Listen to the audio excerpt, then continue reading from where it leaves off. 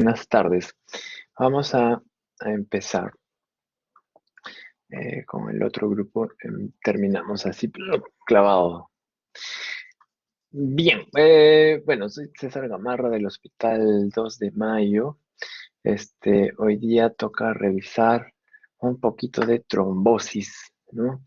Bueno, lo de la trombosis se ha hablado aún más en el último año porque se ha visto también que es una complicación del COVID, ¿no?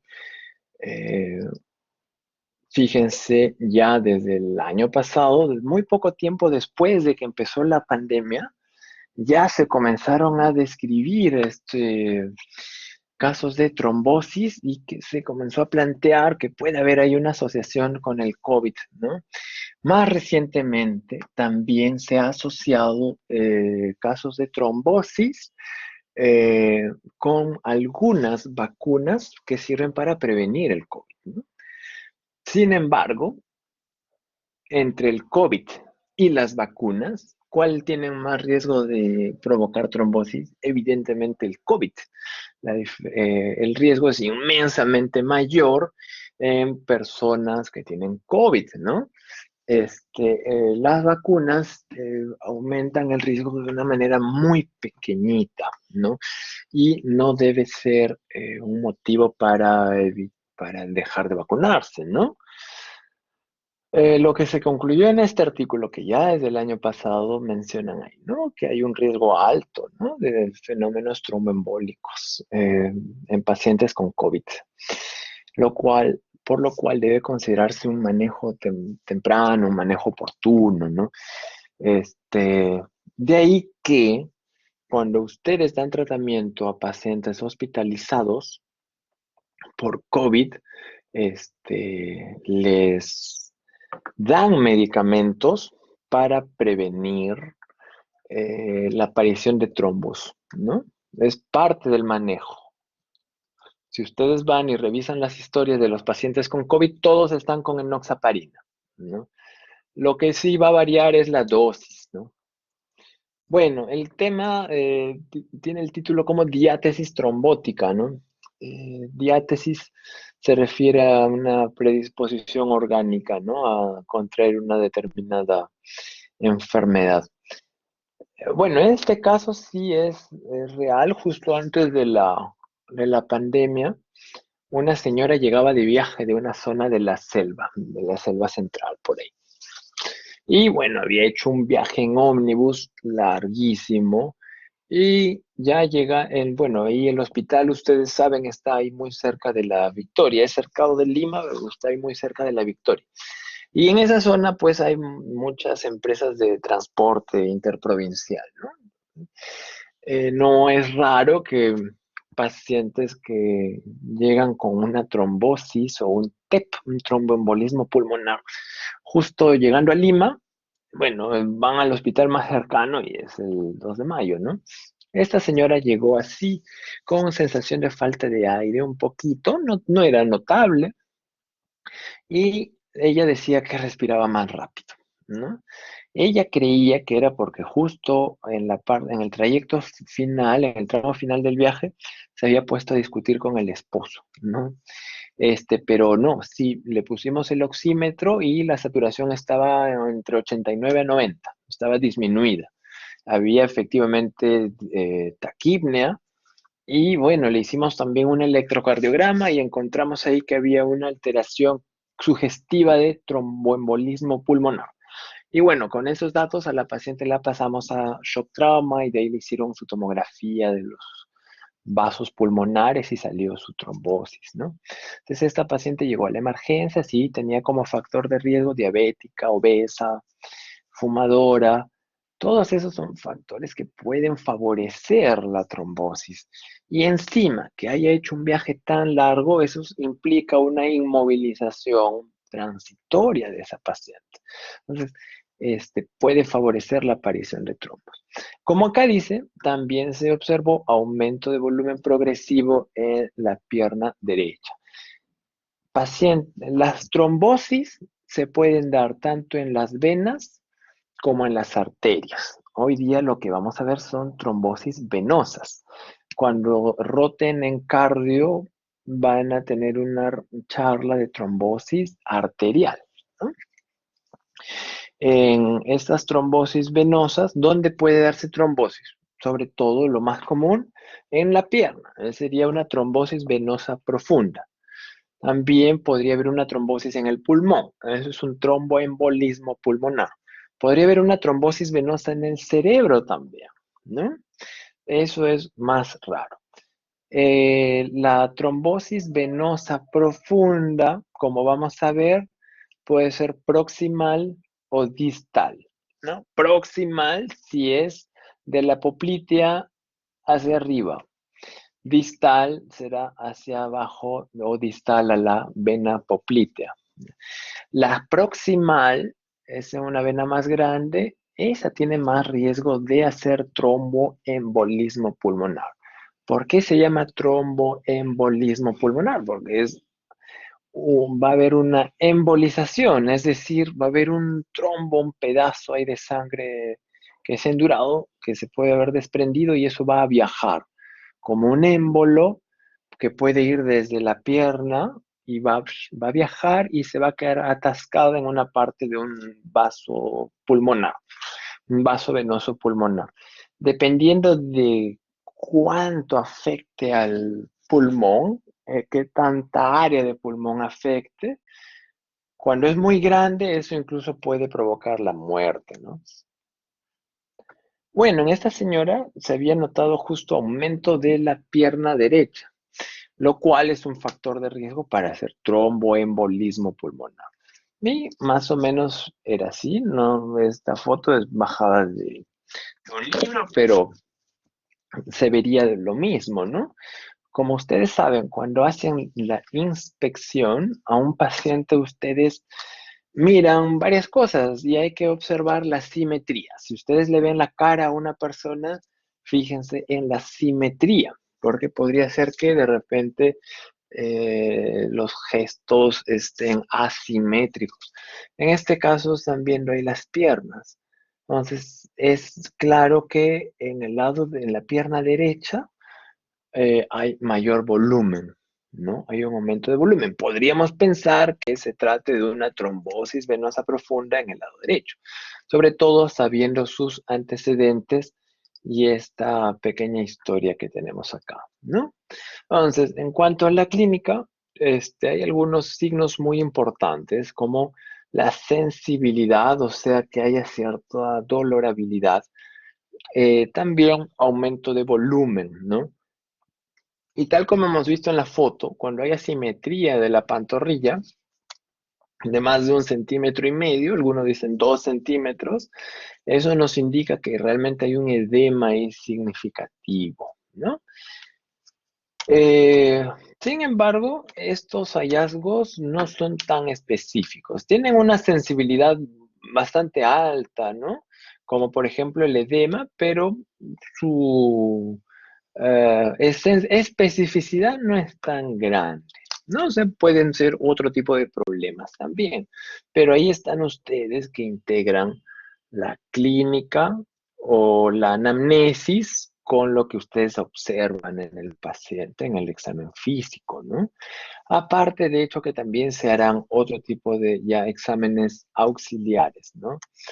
Fíjense, el dolor de una pierna tiene una especificidad bajísima, ¿no? Claro, tiene sentido porque tantas cosas podrían provocar un dolor en una pierna, ¿no? También puede haber aumento de la temperatura en el miembro afectado, ¿no? Cuando ustedes hacen la palpación, podrían encontrar ahí la pierna más caliente. Hay otros signos tradicionales asociados a trombosis venosa profunda. Por ejemplo, que haya un cordón palpable por una tromboflebitis, ¿no? O que a la observación vean venas superficiales dilatadas o podrían encontrar un signo de Homans, que ya vamos a ver qué es, o eritema de la piel, o que la temperatura esté aumentada. Como les decía, luego en cardio van a ver trombosis arterial.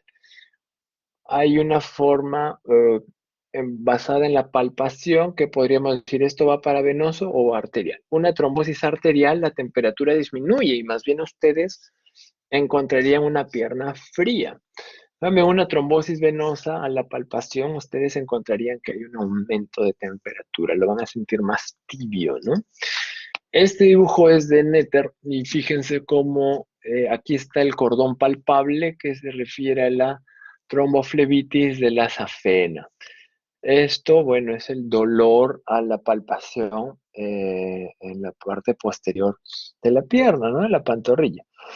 Este es el signo de Homans. ¿Qué es lo que se hace aquí? El examinador está haciendo dorsiflexión de este pie en el paciente.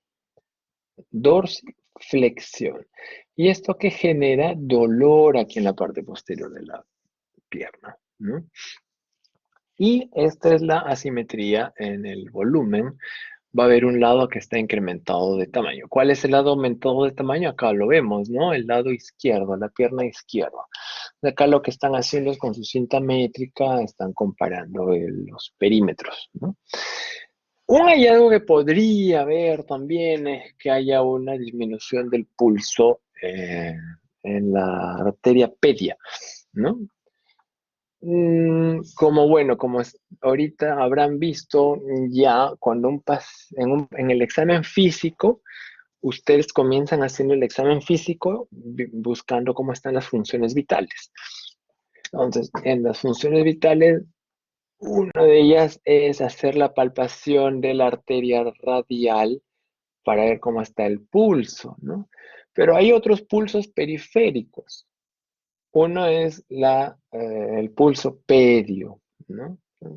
Normalmente la disminución del pulso es por una enfermedad, un problema a nivel de una arteria, evidentemente, ¿no? Pero en trombosis venosa profunda también podría haber alteración o disminución de este pulso, ¿no? Y hay que tenerlo en cuenta. Ese signo de Homans del que tanto se habla, fíjense, ya tiene como 80 años de haber sido descrito en este artículo de Homans. Y bueno, ahí lo que se veía era cómo se encontraba asociado a trombosis, ¿no? Tanto trombosis venosa profunda como tromboembolismo pulmonar, ¿no? Inicialmente lo mencionaba como una incomodidad detrás de la rodilla por la dorsiflexión forzada del pie, ¿no? Es forzada porque lo hace otra persona, es pasiva entonces, ¿no? No es algo activo que haga el paciente, ¿no? Ustedes como examinadores le van a flexionar el pie al paciente, ¿no? Sin embargo, y bueno, puede haber también falsos positivos, ¿no? Convencionalmente ya hemos mencionado que hay trombosis proximal de la poplitea hacia arriba y distal de la poplitea hacia abajo, o distal a la poplitea, ¿no? ¿Cuál tiene mayor riesgo de provocar un tromboembolismo pulmonar? La trombosis proximal, ¿no? Lo que vemos aquí en este dibujo. Entonces, una trombosis proximal es si la trombosis se genera proximal a la poplitea. Por acá, por ejemplo, de repente en el muslo, ¿no? ¿Eso qué significa? Que es una vena más grande y es una vena también que está más cerca del pulmón. Entonces, tiene sentido que una trombosis proximal tenga más riesgo de hacer TEP que una trombosis distal, ¿no? Que sería distal a la poplitea.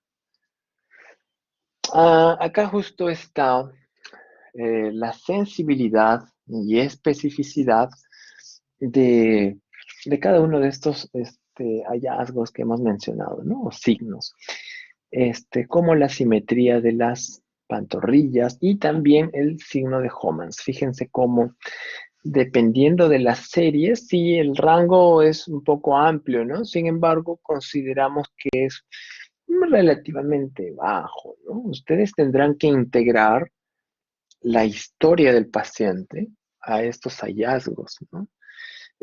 Para que ustedes clínicamente estimen si alguien puede estar o no teniendo una trombosis venosa o un tromboembolismo pulmonar. Y como veremos más adelante, se han creado algunos scores que son como tablas donde ustedes marcan, esto sí tiene el paciente, esto también tiene, y eso les incrementa puntos y les aumenta la chance de que estén ante una TBP o un TEP, ¿no? Acá esto está dispuesto de una forma bastante gráfica que les permite a ustedes mirar si es que el paciente tiene una probabilidad incrementada de que sea TBP o más bien reducida, que nos reduce la probabilidad de que alguien tenga TBP, que no haya asimetría en las piernas, ¿no? Y más bien, ¿qué es lo que incrementa? Que sí exista una simetría de al menos 2 centímetros, que haya dilatación de venas superficiales, que haya un aumento de volumen de toda la pierna o que haya una asimetría en la temperatura, que por ejemplo una pierna aquí esté tibia y que en el otro lado esté caliente. Entonces ahí ustedes pensarían, así esto puede ser una TBP, una trombosis venosa profunda. Como en esta imagen, ¿no? Entonces debemos acostumbrarnos a ser observadores, ¿no? Eh, para darnos cuenta de que acá la pierna que está aquí, que es la pierna derecha, está incrementada de volumen, ¿no? Fíjense cómo acá ciertos rebordes óseos o de partes blandas, acá se notan más o menos bien. En cambio aquí, como está aumentado de volumen, no se ve. Y acá también se ve más brillo, ¿no? Una brillantez en la piel. Bueno, algo que no se deja de mencionar, a pesar de que ya han pasado cuantos años, es la triada de Virchow, ¿no? Y Rudolf Virchow ya describió factores que podrían ayudar a que se dé una trombosis. En el siglo XIX ya habló de eso, ¿no? Entonces, ¿cuáles son los tres factores? La hipercoagulabilidad, la estasis y que haya una lesión vascular o una lesión endotelial, ¿no? Mientras ninguno de estos esté presente, digamos que no se va a favorecer, no va a haber trombosis, pero cuando ya hay de repente hipercoagulabilidad o cuando hay estasis o cuando hay una lesión vascular, eso ya comienza a incrementar el riesgo de que se dé una trombosis, ¿no? Fíjense que cuando ustedes sospechan de trombosis en un paciente, trombosis venosa, deben hacerle una historia muy detallada, indagando pues justamente por los factores de riesgo para que el paciente haga trombosis, ¿no? Es decir, ustedes van a poder sustentar o van a tener cómo fundamentar que sea una trombosis lo que están evaluando en un paciente, ¿no? Ustedes dirán, bueno, este paciente ha estado inmovilizado, no sé, una semana, encima lo han operado y además es un fumador, o no sé, o además tiene cáncer. Entonces ustedes dirán, todos estos factores a mí me hacen pensar que pueda tener una trombosis este paciente, ¿no?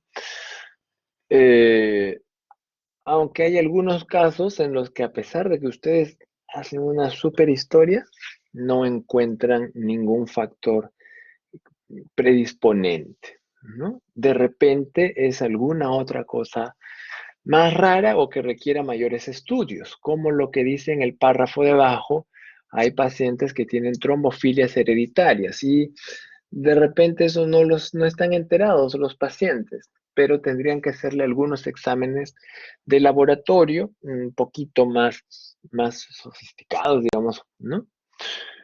Entonces, un factor de riesgo de trombosis, al menos podríamos encontrar hasta en un 80% de pacientes que han tenido una trombosis venosa. Es decir, sí, por ahí va a quedar un grupo de todas maneras importante de gente que hace su trombosis y no nos explicamos de dónde salió, ¿no?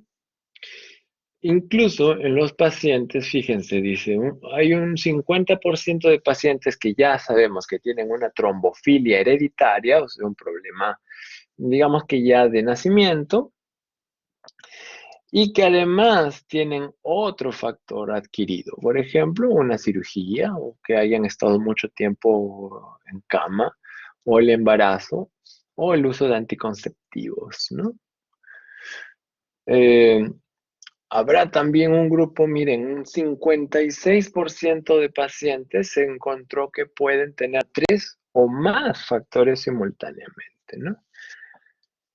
Por ejemplo, mucho tiempo de inmovilidad o que hayan estado hospitalizados o que una cirugía reciente o un cáncer o una infección, ¿no?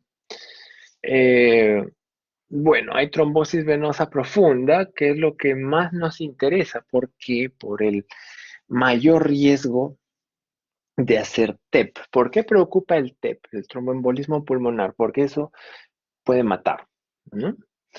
Eh, la trombosis venosa también podría ser superficial. Se considera que es menos grave, ¿no?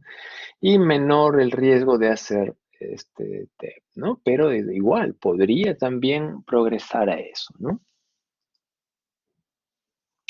Hay ciertos problemas hematológicos, genéticos, que podría tener el paciente. Muchas veces no está enterado de eso.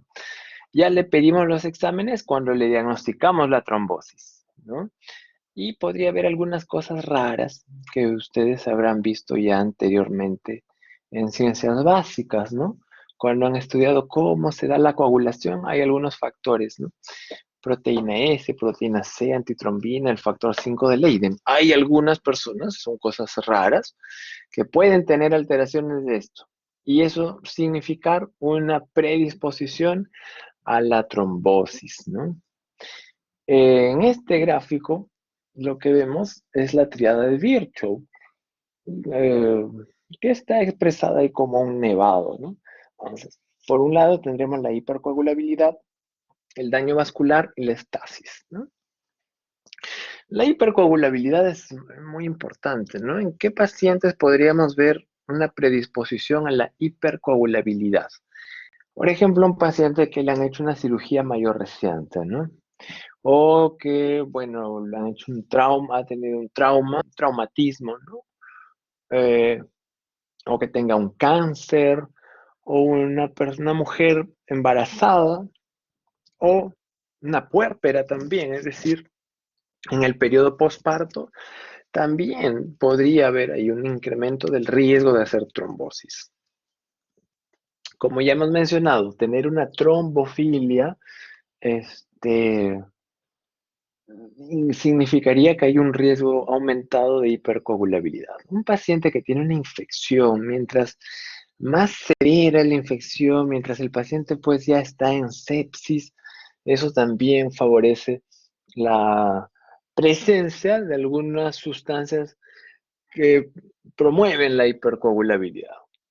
También miren cómo la temperatura, el frío extremo o la alta altitud, algunos problemas autoinmunes, como la enfermedad inflamatoria intestinal o, o condiciones autoinmunes propias como enfermedades reumatológicas, el lupus, por decir, ¿no?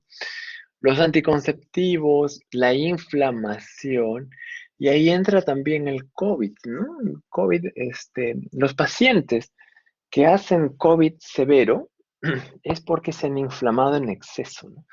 La inflamación es una respuesta natural del cuerpo para defenderse. Sin embargo, a veces el cuerpo ya responde de manera exagerada y en lugar de protegerse se está atacando a sí mismo, lamentablemente, ¿no? Y bueno, la inflamación también puede promover la hipercoagulabilidad y consecuentemente podría favorecer la trombosis. Eh, bueno, incluso fíjense cómo algunos estresores psicológicos pueden eh, estar en relación con la hipercoagulabilidad. Daños vasculares, por ejemplo, una tromboflebitis, una celulitis, una arteriosclerosis, una enfermedad propia del corazón, tener una válvula cardíaca o un catéter, por ejemplo, un catéter venoso central, ¿no? Eso es una aguja con una especie de manguera muy delgada que va metida en la vena.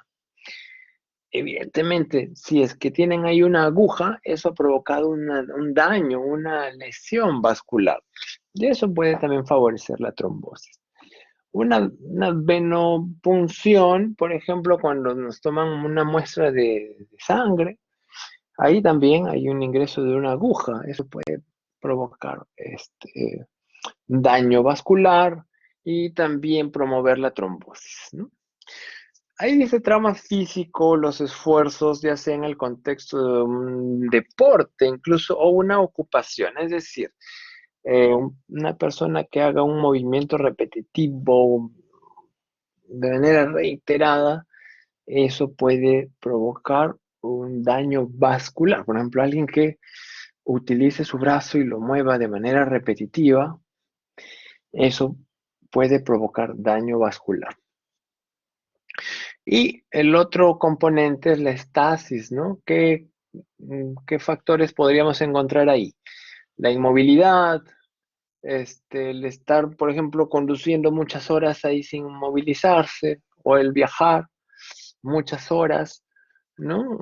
Puede ser meterse en un avión y viajar 16 horas, a más horas, más riesgo. Por eso es importante algunas medidas de prevención, ¿no? Para reducir la chance de hacer trombosis, ¿no?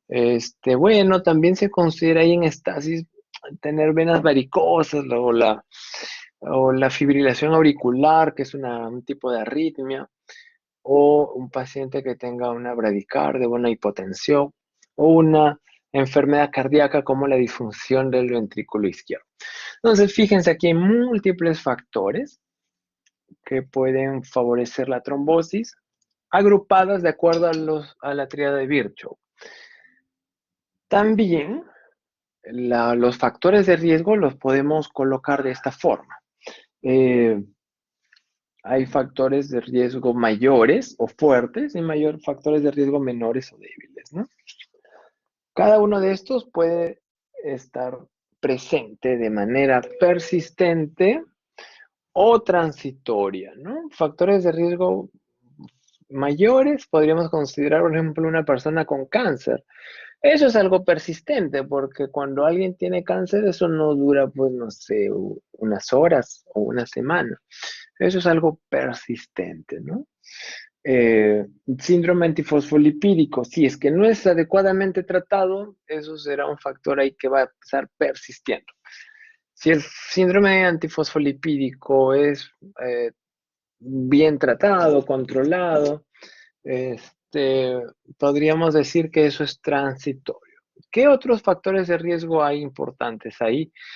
Una cesárea, una enfermedad que se llama trombocitopenia inducida por heparina, la hospitalización o un trauma mayor o una fractura, la inmovilidad prolongada, estar en cama más de 3 días, o una cirugía de más de 30 minutos, ¿no? Y hay otros factores considerados menores o que incrementan el riesgo menos que los mencionados arriba, ¿no? Y está, por ejemplo, enfermedades autoinmunes, que ahí dice como desórdenes inflamatorios crónicos. O el estar, pues, metido en una casa de reposo, la obesidad, el tener un marcapasos, ¿no? El uso de estrógenos, las infecciones también, ¿no? ¿Por qué se mencionan estos factores? Porque son los que ustedes tendrán que buscar cuando están ante una probable trombosis venosa, ¿no? Para decir, ya, en mi paciente los factores de riesgo son estos. Acaba de hacer una trombosis. ¿Qué es lo que yo tengo que hacer? Tengo que tratar a mi paciente, tengo que tratar ahorita que ha hecho trombosis y además debo prevenir que haga otra trombosis. Ahorita de repente ha hecho una trombosis en la pierna. De repente de acá en 3 meses, si no le continúo su tratamiento y si no hago prevención, en 3 meses hace una trombosis en el pulmón y se muere, ¿no? Entonces, por eso es que ustedes deben dar de alta al paciente sabiendo cuál o cuáles fueron los factores de riesgo que permitieron que haga la trombosis. ¿Qué hay detrás? Bueno, ya hemos visto esta triada de Virchow. Podríamos irnos a algo más molecular para darnos cuenta de qué está pasando detrás de este trombo, ¿no? Fíjense en qué lugares, en qué zona de las venas eh, es más probable que ocurran trombos aquí en las válvulas, ¿no? Entonces, fíjense cómo seguimos hablando de la triada de Virchow. Eso es algo vigente, ¿no? A pesar de los años que han pasado. Lo que podemos ver acá es de una manera ya más pequeñita. Entonces, aquí, el hecho de que un paciente, por ejemplo, tenga una estasis, por ejemplo, que está ahí echado, inmovilizado, eso puede conllevar a una hipoxia, a inflamación, y eso que produce una regulación a la baja de ciertos mecanismos o inhiben, digamos, ciertos mecanismos y que finalmente provocarán un estado de hipercoagulabilidad, ¿no? Entonces, la activación de estos fenómenos procoagulantes se expresan ¿por qué? Porque hay más moléculas de adhesión aquí en los vasitos, ¿no? Hay más moléculas de adhesión. Y ¿cuáles son estas moléculas de adhesión? Por ejemplo, esta P-selectina, aquí factor de von Willebrand. ¿Y esto qué es lo que va a favorecer? Que ahí se vengan a pegar algunas células, algunos elementos que están en la sangre, como los leucocitos, las plaquetas o estas micropartículas. Y este leucocito, estas plaquetas se va a activar. Y ulteriormente, esto de acá promoverá que haya este factor tisular que es como que enciende el mecanismo, los procesos de coagulación para que, miren, acá se forme fibrina y bueno, terminará esto siendo un trombo, ¿no? Todo eso es lo que podríamos, nos explicaría que el paciente ha hecho una trombosis venosa. Bueno, miren, ya como a fines de los 80 se hablaba del síndrome de clase turista o síndrome de clase económica, ¿no? Y describieron que personas que viajaban en clase económica en un avión durante muchas horas seguidas, podían hacer estas trombosis, ¿no? Por eso también le llamaron así, como síndrome de clase económica. Entonces, ¿el tiempo de viaje importa? Sí, acá se ha visto que, miren, como a más horas de viaje, más riesgo de hacer trombosis. Y también importa que el peso del paciente, ¿no? Un paciente con sobrepeso tiene más riesgo de hacer trombosis que uno normal. Igual, un obeso tiene más chance de hacer trombosis que una persona normal. Del mismo modo, la distancia recorrida, ¿no? En este estudio vieron cómo a más kilómetros volados, miren, mayores casos de tromboembolismo pulmonar por millón de viajeros, digamos, ¿no? Bueno, entonces ahí estábamos viendo cómo esto es la clínica. La anamnesis, lo que le preguntamos al paciente, que son los factores de riesgo, también el examen físico que le hacemos al paciente. Y esto se debe también apoyar con algunos exámenes auxiliares, ¿no? Ya sean exámenes de sangre o también podríamos utilizar exámenes de imágenes. En cuanto a los exámenes de sangre, tenemos el dímero D. Y el dímero D es justamente producto de que esta fibrina se degrade, ¿no? Entonces acá el dímero D es un producto de degradación de la fibrina, ¿no? Y está elevado en casi todos los pacientes con trombosis venosa profunda. Es decir, es bastante sensible, aunque no es específico. Como veremos aquí, hay múltiples situaciones que pueden hacer que el dímero D se eleve. Por ejemplo, un paciente que ha tenido un infarto del corazón puede tener el dímero D alto, o que ha tenido un stroke también, o que tenga una enfermedad renal también, que tenga un cáncer también puede elevar el dímero D. Que simplemente es una mujer embarazada puede tener el dímero D alto, ¿no? Es decir, no es específico porque hay muchas enfermedades que pueden cursar con elevación del dímero D. Un paciente con COVID puede tener también el dímero D alto, ¿no? Entonces, una especificidad baja. ¿Cómo se utiliza el dímero D? Se utiliza diciendo, bueno, si mi paciente tiene el dímero D normal, esto es casi imposible, muy remota la probabilidad de que tenga trombosis, pero si es que está el dímero D positivo y ustedes tenían ahí cierta sospecha de que pueda ser trombosis, bueno, dirán, ya sí, el dímero D está a favor de que sea realmente una trombosis, ¿no?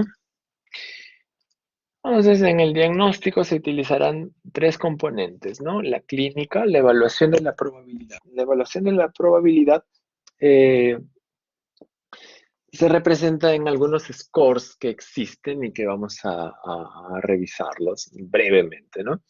Y también en algunos exámenes auxiliares, ¿no? Ya sean sangre o imágenes, ¿no?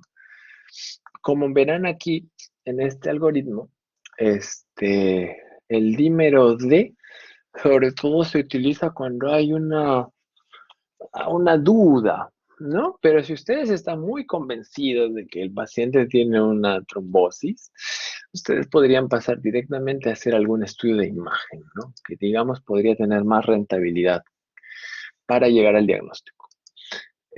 Bueno, ¿cuál es el gol estándar? Sería esta venografía contrastada. Pero el problema es que esto hay que entrar a sala de operaciones, hay que poner un contraste, es difícil de hacer, no es práctico, es muy invasivo, se requiere amplia experiencia para poder hacer una venografía como esta. Sin embargo, debemos saber que se considera el gol estándar, ¿no? En la práctica, ¿qué se puede hacer? Por ejemplo, un ultrasonido, una ecografía o una ecografía Doppler para ver si el paciente tiene una trombosis, ¿no? Esto en la práctica se usa bastante. Y bueno, tiene la ventaja de que no es invasivo, es menos caro, no requiere tanta preparación, no se le va a meter al paciente una sustancia en la vena. Perdón, la tomografía también, ¿no? La tomografía, pero eso sí tendría que ser contrastada, ¿no? Para poder estudiar las venas. Eh, pero sí recordemos pues que la venografía de contraste sería considerado un gol estándar. Y bueno, estas son imágenes de ecografías. Los scores, esto lo van a aplicar sobre todo cuando lleven medicina, ¿no? Pero bueno, adelantémonos un poquito para saber qué scores existen, ¿no? ¿Qué les pueden ayudar a ustedes a acercarse al diagnóstico, ¿no? Porque los scores, digamos que de acuerdo a lo que encuentran en el paciente, ustedes podrían ir sumándole puntos para decir, este tiene más chance de tener trombosis o este no, tiene una baja chance de tener trombosis, ¿no? Fíjense que hay varios scores, ¿no? Y aparte de esos hay otros que han ido saliendo, se han ido validando. Eh, Tenemos, por ejemplo, el score de Wells, es el más utilizado. Hay un score de Wells para trombosis venosa y otro para eh, tromboembolismo pulmonar. Hay también un score de Constance, pero fíjense y tengan cuidado, esto está validado para miembro superior. O sea, tienen una trombosis del brazo, podrían ahí ustedes calcular el score de Constance. Bueno, a los chicos que rotan, que están rotando ahorita conmigo, les he sugerido, les he recomendado que se bajen esta aplicación o alguna aplicación en el teléfono son calculadoras de medicina. Esta se llama MDCalc.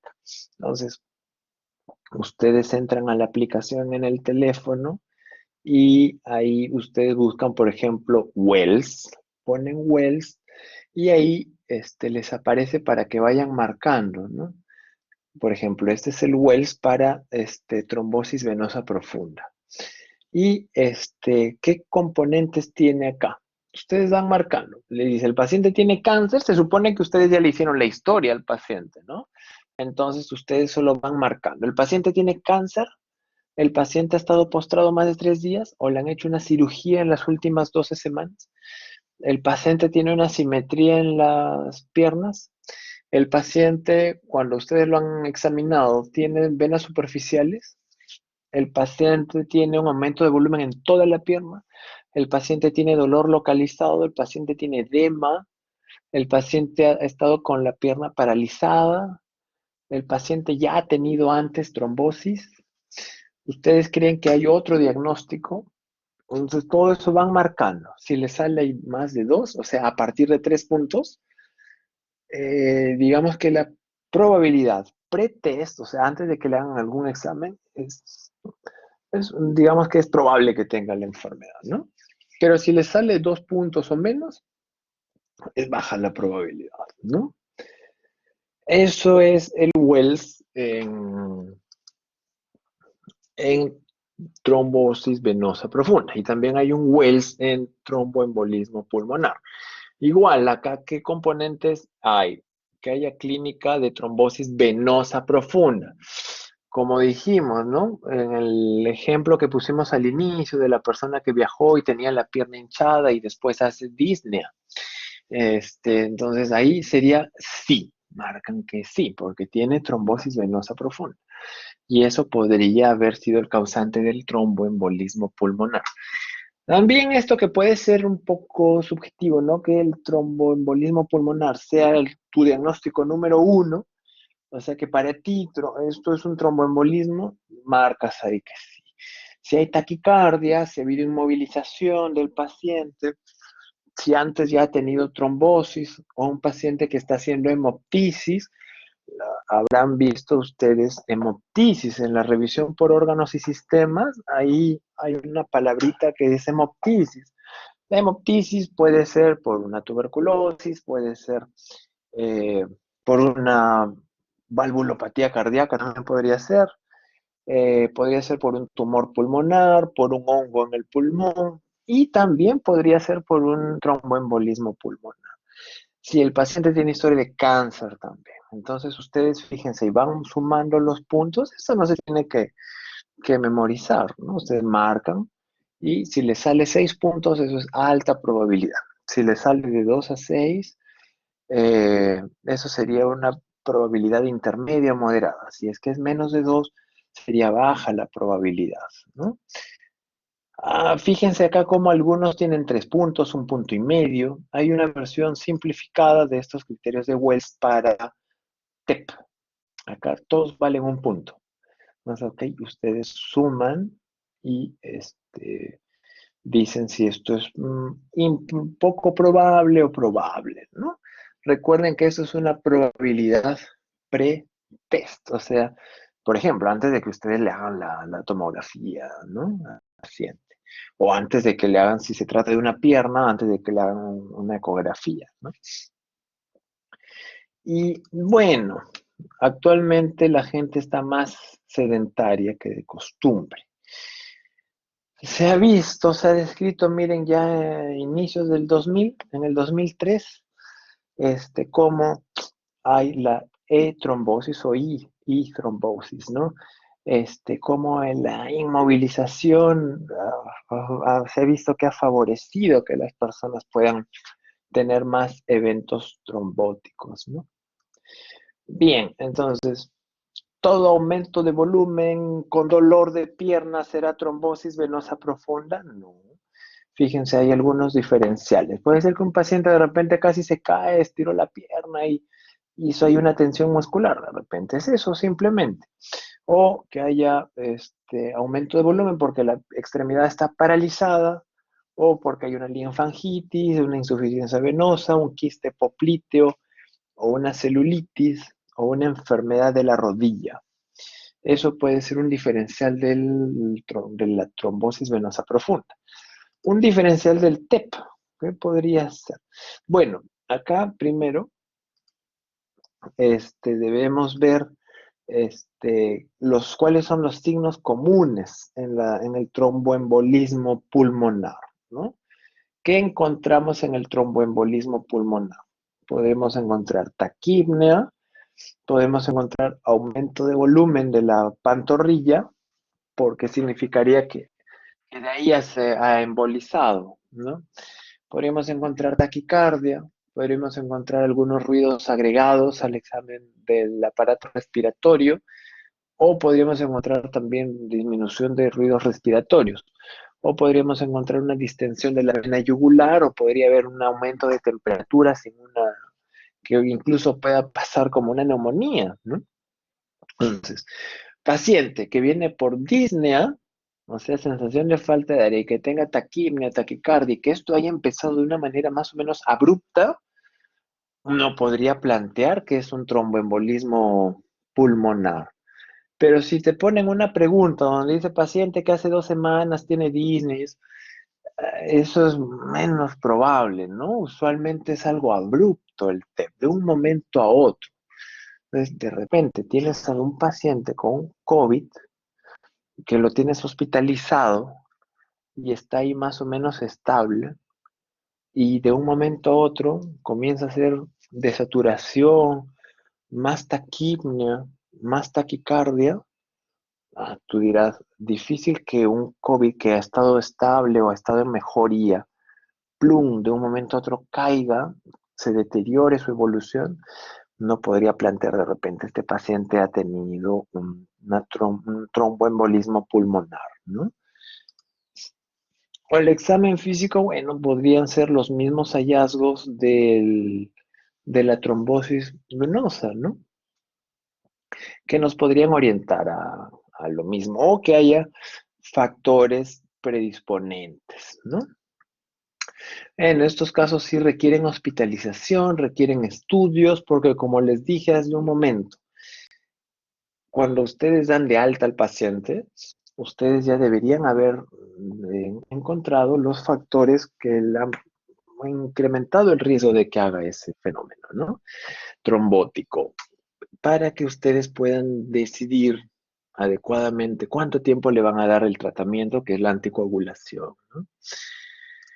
Y finalmente, como habíamos mencionado al inicio, bueno, en el COVID ya es ampliamente sabido que puede haber trombosis, ¿no? Entonces, aquí esa triada de Virchow está presente, ¿no? ¿Por qué? Porque puede haber un daño endotelial por el propio COVID, eh, favorecido ¿por qué? Por inflamación. Puede haber un estado de hipercoagulabilidad o puede haber también estasis venosa, ¿no? ¿Por qué? Porque el paciente va a estar postrado en su cama con falta de aire, va a estar ahí echado, eso es inmovilidad. O de repente el paciente está en ventilador, peor todavía, ¿no? Y todos estos componentes de la triada de Virchow pueden conllevar a la trombosis venosa profunda, ¿no? Eso explicaría. Miren cómo acá entra el virus, el SARS-CoV-2, y esto provoca acá inflamación vascular. Y esto es lo que estaba en el dibujito de por acá, ¿no? De cómo esto favorece la activación de estos elementos de adhesión, ¿no? Como selectinas, el factor de von Willebrand. ¿En qué momento de la enfermedad del COVID puede haber trombosis? En realidad, en cualquier momento. Puede haber en el paciente ambulatorio, puede haber en el paciente hospitalizado que no está en UCI, puede ser en el de UCI también, o puede ser en el paciente al alta incluso, puede ser trombosis, ¿no? De hecho, que ¿quién tiene más riesgo? El que está más inflamado. Por eso acá, fíjense cómo dice, este está medianamente inflamado y ese está altamente inflamado, el que está en UCI. Y miren cómo acá ponen que una flecha hacia arriba de la tríada de Virchow. Aquí igualmente, ¿no? Entonces, estos pacientes con COVID tienen un incremento del riesgo de hacer trombosis, tanto en venosa profunda como un tromboembolismo pulmonar, ¿no? Del mismo modo, algunas vacunas, ¿no? De acuerdo a la plataforma que utilice la vacuna para actuar, se han visto que algunas tienen un riesgo un poquito mayor que otras, ¿no? Pero en general sí puede darse ese efecto secundario que es bastante raro en realidad. Muy bien. Entonces, ahí completamos, chicos, la